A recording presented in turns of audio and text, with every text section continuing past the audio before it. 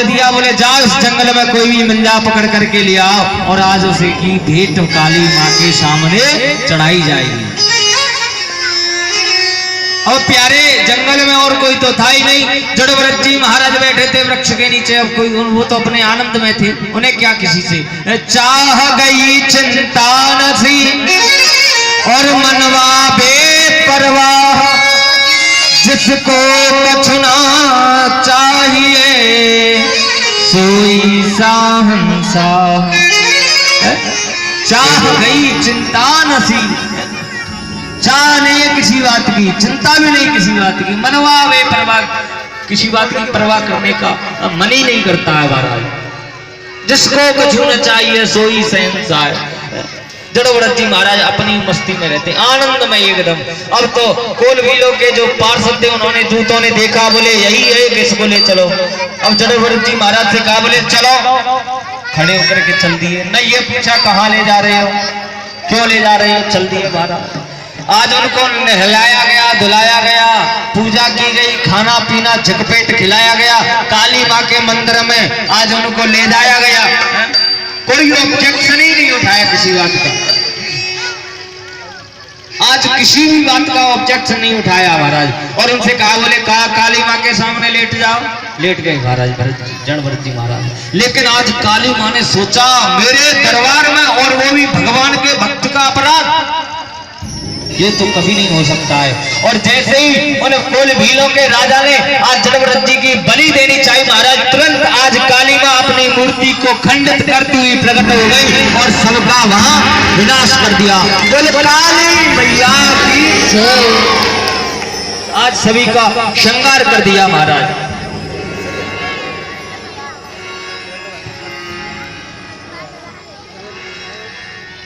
शव को वहां समाप्त कर दिया। तो जड़भरत जी महाराज को इस बात का भी कष्ट नहीं कि अभी मेरी बलि दी जा रही थी, और न इस बात का हर्ष है कि आज काली माँ ने मेरी सेवा की, आज मुझे बचाया, मेरी रक्षा की। वहां से निकल करके चल दिए महाराज।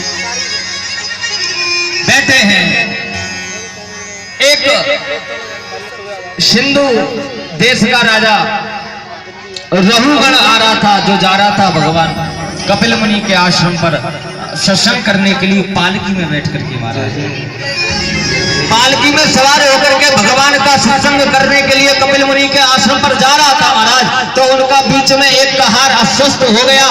तो आज कहारों ने कहा, बोले प्रभु आप महाराज क्षमा चाहते हैं, हमारा जो एक भाई है वो चल नहीं पा रहा है। तो आज राजा रघुगण ने आदेश दिया, बोले जाओ इस जंगल में कोई भी मिल जाओ, अरे ये मेरा ही तो शासन है, सब मेरी प्रजा है, मेरी अगर सेवा नहीं करेगा तो किसकी सेवा करेगा। बोले जाओ किसी को भी लिया और पालकी में जोत लो। अब और कोई तो मिला नहीं महाराज, आज जड़भरत जी महाराज मिल गए और उनको पालकी में लगा लिया। अब उनको इस बात का भी दुख नहीं है कि मुझे पालकी में जोत लिया गया, और न उनको इस बात की खुशी है कि मुझे छोड़ दिया गया। पालकी में लगा लिया जड़भरत जी महाराज को। अब जड़भरत जी महाराज का जो नियम था वो देख के एकदम जमीन में देख करके चलते थे, और 5 हाथ दूर तक देख कर चलते थे कि मेरे पैरों के नीचे कोई जीव जंतु आकर के ना मर जाए। और महाराज कोई आ जाए तो तुरंत उछल जाए, और जब पालकी जोतने वाला उछलेगा तो बैठने वाले की हालत क्या होगी महाराज? जब चलाने वाला उछलेगा तो बैठने वाले को क्या हुआ लगेगी महाराज। तो 1-2 बार ऐसा हुआ। तो जड़भरत जो राजा रघुगण था उसने कहा, क्यों पालकी चलाने का शबूर नहीं है क्या? पालकी चलाना ठीक से नहीं आता है? अरे चला नहीं सकते हो तो कम से कम बता तो सकते हो। अभी मैं इतना दंड दूंगा कि तुम्हारी खाल में भस्म भरवा दूंगा महाराज। इस प्रकार के शब्द ऐसे अब कहे, कोई बात नहीं महाराज चलते रहे। तो उन्होंने और जो पालकी में जुटे हुए थे उन्होंने कहा, बोले महाराज आपका जो नया ये कहार आया है इससे पालकी में जुतना नहीं आता है। जड़भरत जी तो भाई अपनी मस्ती चलते जा रहे हैं। फिर कोई जीव उनके पैर के नीचे आया महाराज, और जैसे ही आया तो फिर उछल गए। फिर आज राजा रघुगण का सर ऊपर लगा तो बोले, ठीक से नहीं चला जा रहा है, मैं तुम्हें इतना दंड दूंगा कि तुम जीवन भर याद रखोगे। इतना मोटा ताजा शरीर है, किस काम का है ये तुम्हारा शरीर? ठीक से चल नहीं पा रहे हो। आज राजा रघुगण की जो बात सुनी भरत जी ने कहा, भरत जी ने मन में सोचा, बोले जड़ भरत दुनिया ये कहेगी कि जिसने जड़ भरत ने जिसकी पालकी अपने कंधे पर जोती और वो भी राजा अज्ञानी हो गया, नरक का गामी हो गया, तो तेरा धिक्कार है जीना है। जड़ भरत जी महाराज इससे पहले कभी नहीं बोले और आज बोल उठे महाराज, और बोले तो ऐसे बोले महाराज कि आज रघुगढ़ के छक्के छड़ा दिए। बोले राजन क्या कह रहे थे तुम, मुझे दंड दोगे? अरे तुम्हारी क्या हिम्मत है कि तुम मुझे दंड दे सकते हो?